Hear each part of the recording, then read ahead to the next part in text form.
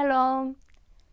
점점 더워지는 날씨와 함께 졸음이 쏟아지는 이 시간입니다. 이 시간에 우리의 더위와 졸음을 싹 없애줄 깜짝 퀴즈 시간입니다. 퀴즈를 맞히시는 분께는 소정의 상품을 드립니다. 많은 관심 부탁드립니다. 자, 그럼 오늘의 퀴즈입니다. 지난주에 이어 이번 주에도 아우구스티누스에 관한 이야기인데요. 아우구스티누스는 어려서부터 어머니의 마음을 힘들게 합니다. 그러나 그의 어머니는 아들에 대해 희망을 버리지 않고 눈물로 기도합니다. 그렇다면 아우구스티누스의 어머니 이름은 무엇일까요? 정답을 아시는 분은 댓글창에 답을 남겨주시면 됩니다. 로마서 13장 13절에서 14절의 말씀을 읽고 회심하게 된 아우구스티누스는 주후 391년 히포 교회의 목사로 청빙되었습니다.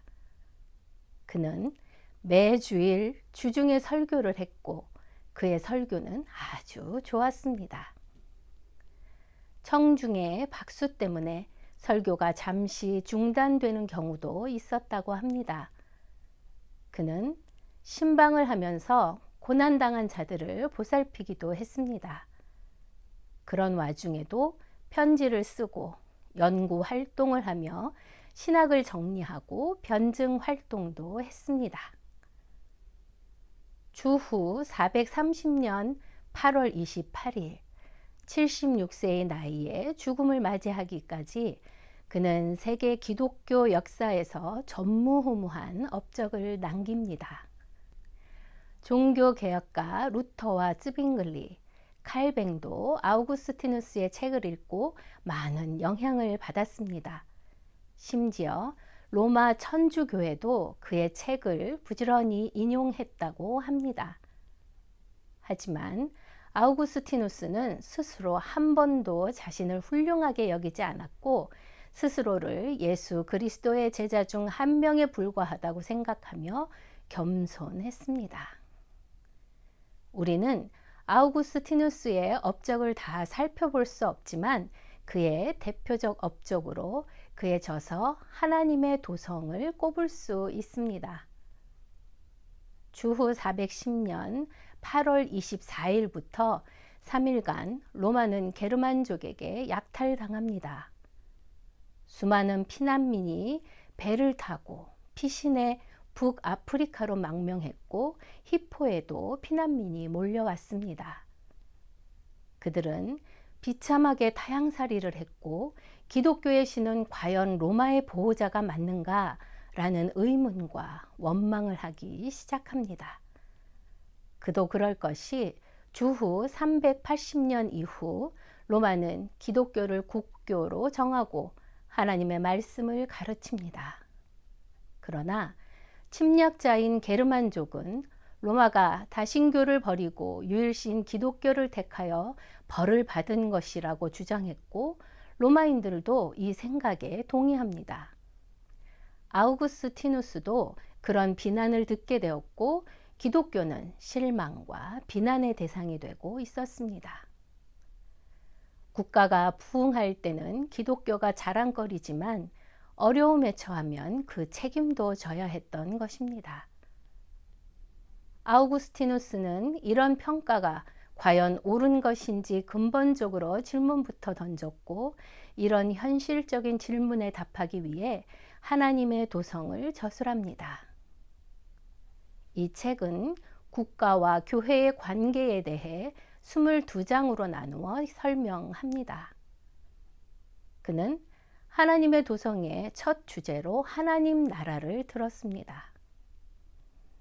그는 하나님이 이 땅에 영원히 멸망하지 않는 도시를 만들 것이라고 약속하지 않으셨다고 주장합니다.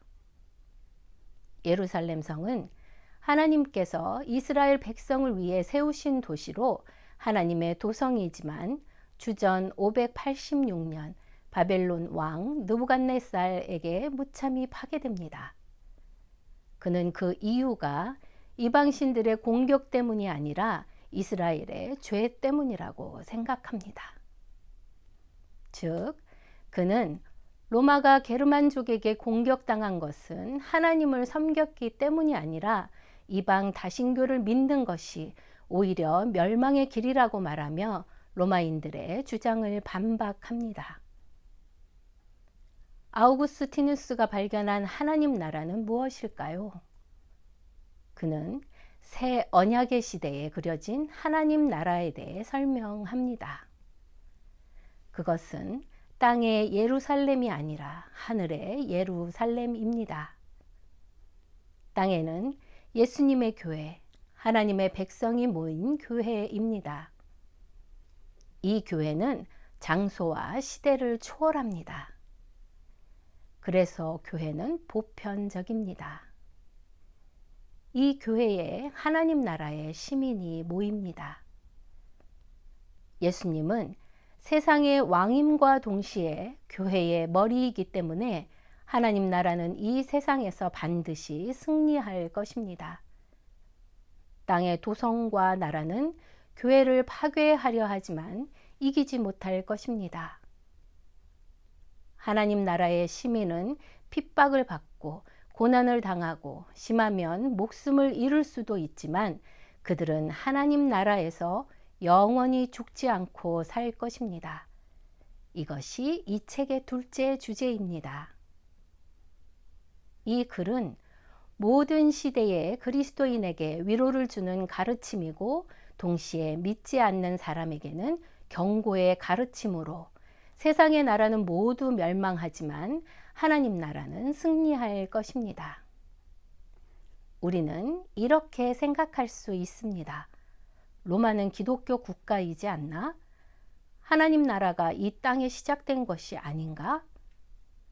아우구스티누스는 그렇게 생각하는 것이야말로 교만이라고 말합니다. 그리스도인은 스스로 하나님 나라를 만들 수 없고 하나님이 직접 만드십니다. 그리스도인이 할 수 있는 것은 하나님의 뜻에 순종하는 것입니다. 여기에 국가와 교회의 역할이 구분됩니다. 국가는 평화와 질서를 도모해야 하고 교회가 성장하도록 보호해야 하며 교회는 평화와 질서가 유지되도록 기도하며 국가를 도와야 합니다. 그렇다면 과연 아우구스티누스는 늘 옳은 말만 했을까요? 그렇지 않습니다. 그는 하나님의 도성 네 번째 가르침에서 기독교 국가는 국민에게 교회에 가라고 강요해도 된다라고 말했습니다. 그는 국가가 타락한 백성에게 교회에 가도록 강요해야 한다고 생각했습니다. 필요하다면 국가는 교회에 가지 않는 사람에게 벌을 주어도 된다고 주장합니다. 우리는 이 부분에서 아우구스티누스의 생각에 동의할 수 없습니다. 성경은 그렇게 가르치지 않기 때문입니다.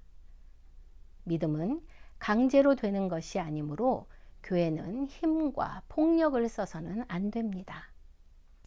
교회에는 성령이 일하심으로 성령이 주시는 자유와 자원함이 없는 교회 생활은 아무리 좋아 보여도 거부되어야 합니다. 우리는 아우구스티누스의 책을 통해 이 시대의 교회와 국가의 관계가 어떠해야 하는지 배울 수 있습니다. 교회는 신앙을 위해 국가의 특혜를 받으려 해서는 안 됩니다. 대신 교회는 국가를 위해 기도해야 합니다. 국가는 교인의 신앙생활을 위하여 자유와 평화를 보장해야 합니다. 교회는 하나님 나라의 전초 기지로서 장소와 시간, 국가를 초월하는 우주적 존재입니다. 그렇다고 교회가 국가 위에서 군림하거나 지배하려 해서는 안 됩니다. 우리가 살아가는 시대에 교회와 국가의 관계는 그리 좋아 보이지 않습니다.